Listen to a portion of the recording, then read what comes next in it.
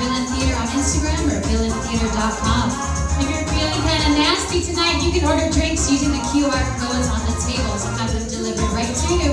And if you need to use the restroom or smoke a joint or anything, just go through the double doors that you came in through. But otherwise, the comedy is in here.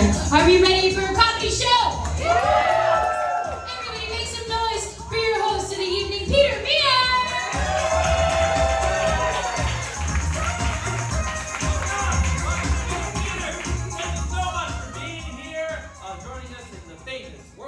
Film theater in Miami, everybody.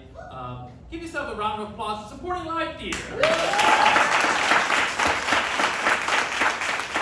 Live theater is a special thing because, you know, it only happens once. It only happens right here. And especially in an improv show, we make this stuff up on the spot. And the performers you're going to be seeing tonight are all students here at Villain Theater. Because we do classes, try to get more people doing this theater thing in Miami, trying to do more comedy, right? Because we've got a lot of great things in Miami, right? We've got construction, and we've got drugs, and now we have comedy because of you supporting the show.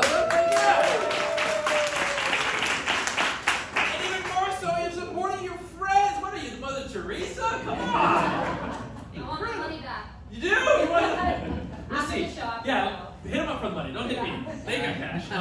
Okay, cool. So we got 3 different shows today. We've got VT-1 show, which is our first graduating class. These people have been performing for 8 weeks. And now they're doing a show in front of a live audience. How fucking scary is that, guys? Okay?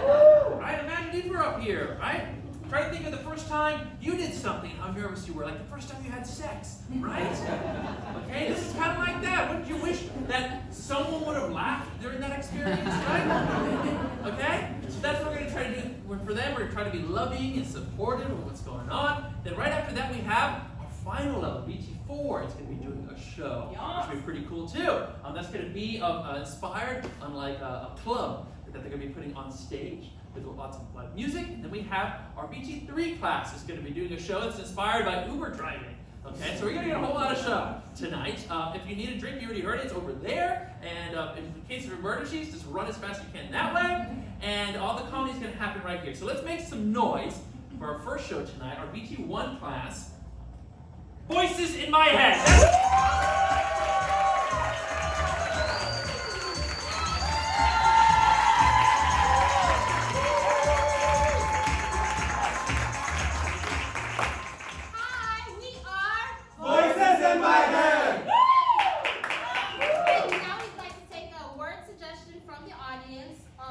Preferably an object or location.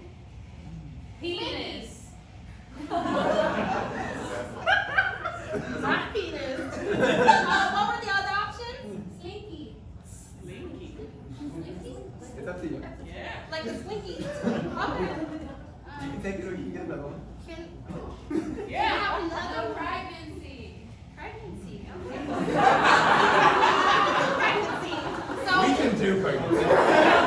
we are. Voices in my head. And this is Pregnancy.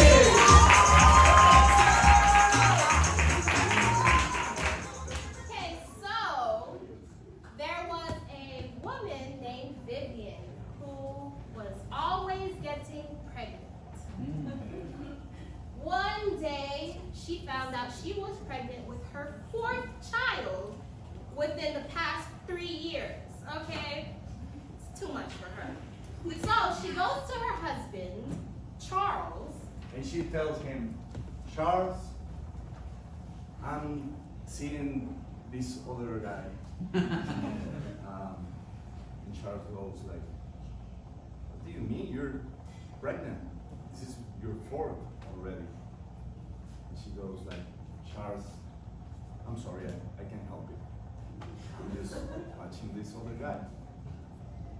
So Charles decided to move on with his life, and then Rosita, which was the lady, the pregnant lady, she went after this older guy. Vivian loved older men. She loved the smell of mothballs. And she just couldn't get enough of that wrinkly skin. It reminded her of a Publix bag that was lightly filled with water. So he approached. He was smelling like Fabuloso. And immediately she was putty in his wrinkly, torn up hands. She said, "I love you, old man." And she said, "I'm sorry, Harry. It's just a type I have. It can be any name. I love you, Harry." And Charles watched this happen in front of him. To dismay, couldn't get over it. Not only was it happening, but it was happening right in front of him. And Vivian, not a single fuck given. Vivian was even more excited when both men unexpectedly died in a car accident, leaving her alone to enjoy her pregnancy. The thing is, as much as she loved those old balls, she loved even more playing with her big ball on her tummy.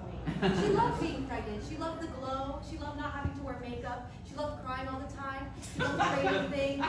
And she most importantly loved McFlurries. She bought that one for her with her wealthy inheritance that she received once that old man hit the hay.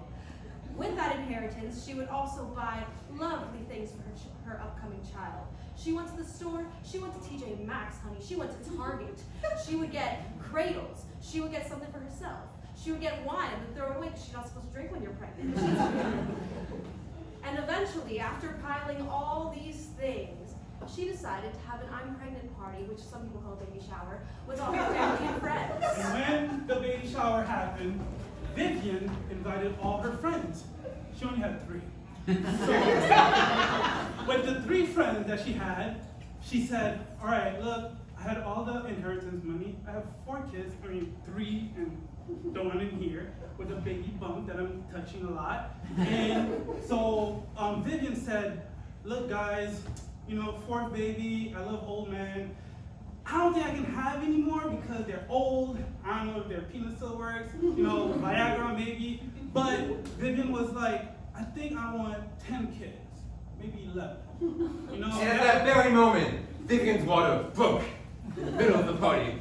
Someone was like, "You getting your garden done?" Like, "My water broke." They rushed her to the hospital. They're going through there was recently a shootout, so they got just pushed through a bunch of people who were shot. It was a big gang fight.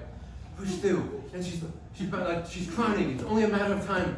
She's sitting on the table, and out of nowhere, the door opens, and Charles, believed to be dead, father of 4th and 2nd child, walks in.